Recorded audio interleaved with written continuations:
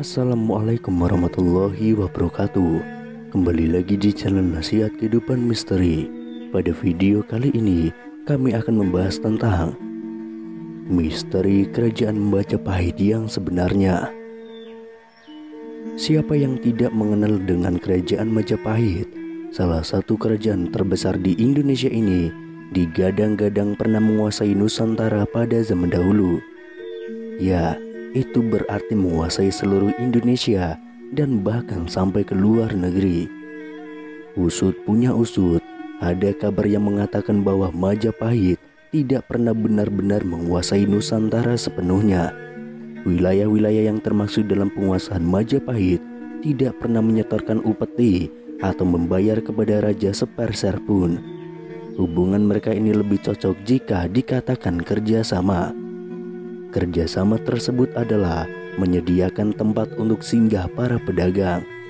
Pada masa itu, banyak pedagang dari Sumatera, Kalimantan, bahkan Cina dan Arab yang singgah di daerah kerjasama tersebut. Dalam sejarah kerajaan Majapahit, kita juga kerap mendengar kata Nusantara disebut-sebut. Nusantara adalah wilayah Indonesia mulai dari Sabang sampai Merauke. Namun siapa sangka Nusantara versi Majapahit memiliki arti yang jauh berbeda dengan yang kita kenal saat ini.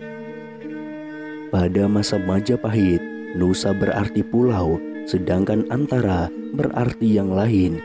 Jadi Nusantara berarti daerah-daerah yang lain. Yang dimaksudkan adalah daerah pelabuhan sepanjang pantai utara seperti Lasem, Tuban, Gresik, dan Jepara.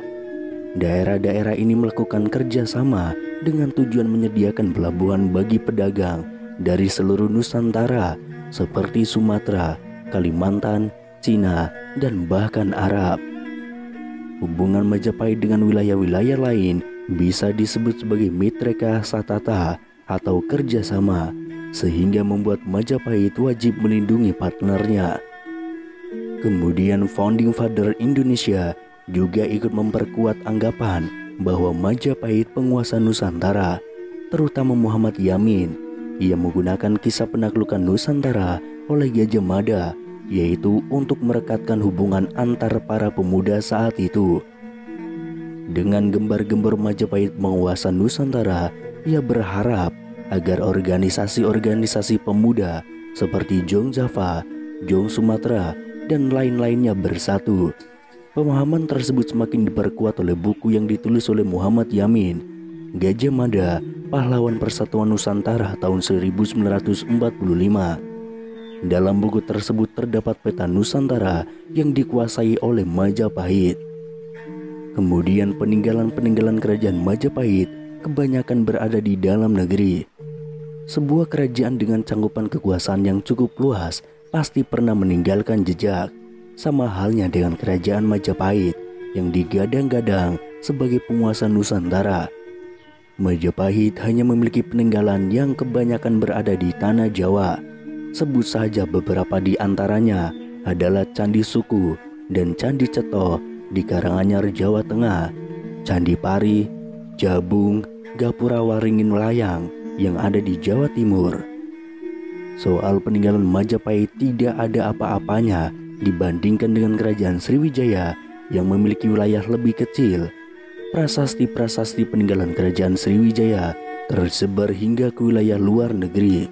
Sebut saja prasasti Ligor di Thailand, prasasti Nadala di India, dan prasasti Katon di Cina.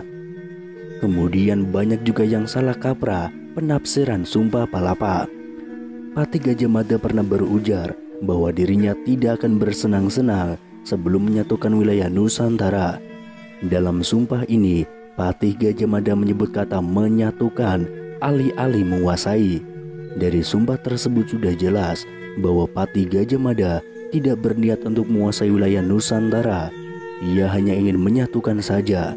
Oleh karena itu, setiap wilayah Majapahit masih memiliki pemimpin yang disebut Adipati yang berkoordinasi dengan pusat di Trowulan.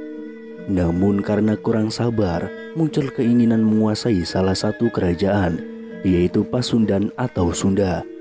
Dengan menguasai kerajaan tersebut, maka sumpah palapa yang pernah diucapkan akan terpenuhi. Karena keinginannya tersebut, pecahlah perang Bubat yang pada akhirnya membuat Pati Gajah Mada gagal memenuhi sumpah palapa. Suatu kerajaan dikatakan berjaya jika memiliki wilayah kekuasaan yang luas. Dalam sejarah, kekuasaan Majapahit disebut-sebut hingga ke luar negeri. Terlepas dari benar atau tidaknya sejarah tersebut, banyak pelajaran yang bisa kita ambil dari Majapahit. Salah satunya adalah tekad Pati Gajah Mada untuk menyatukan Nusantara. Sejarah yang rinci mengenai kerajaan Majapahit sangat tidak jelas. Sumber-sumbernya yang utamanya adalah prasasti-prasasti berbahasa Jawa kuno, naskah Nagara Kertagama, dan Pararaton, serta beberapa catatan berbahasa Cina sebagai historiografi tradisional. Nagara Kertagama dan Pararaton mengandung kebenaran histori bercampur dengan kebenaran mistis. Artinya, kedua naskah kuno ini selain berisi rekaman sejarah, juga mengandung unsur-unsur mitos, legenda, dongeng, dan sebagainya. Dalam hal ini tidak dibedakan antara fakta peristiwa yang sesungguhnya dengan fakta rekaan pengarangnya.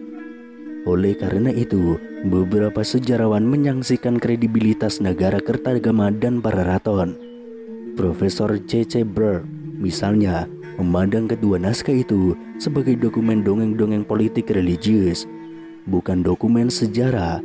Menurutnya, naskah-naskah itu tidak dimaksudkan untuk mencatat masa yang sudah lampau, tetapi lebih dimaksudkan untuk menentukan kerajaan-kerajaan di masa mendatang dengan sarana gaib. Sementara itu, W.F. Satterheim mengingatkan kita agar berhati-hati terhadap keterangan-keterangan yang terdapat di dalam Nagara Kertagama maupun Pararaton. Nagara Kertagama dikarang oleh penyair keraton Prapanca pada tahun 1365 yang sudah tentu tidak mencatat hal-hal yang kurang patut terhadap diri raja atau keluarga kerajaan. Sebaliknya, ia suka melebih-lebihkan hal-hal yang dapat mempertinggikan kehormatan raja serta keluarganya yang melindungi penyihir keraton. Pararaton dikarang beberapa abad kemudian, sekitar 1613 Masehi, setelah terjadinya peristiwa-peristiwa yang bersangkutan, menurut berbagai cerita lama dari macam-macam sumber. Meskipun demikian, Nagara Kertagama dan Pararaton tetap dipakai sebagai sumber utama penulisan sejarah Majapahit, sebab tidak ada sumber tertulis lokal lainnya selengkap kedua naskah ini. Dari sinilah mitos kebesaran Majapahit itu berasal. Dalam pelajaran sejarah yang diajarkan di sekolah-sekolah, Majapahit digambarkan sebagai kerajaan yang pernah membawa harum nama Indonesia sampai ke luar wilayah Indonesia. Majapahit dianggap berhasil mempersatukan seluruh wilayah Nusantara. Wilayah kekuasaannya membentang dari Sumatera hingga Papua. Namun benarkah fakta sejarah itu?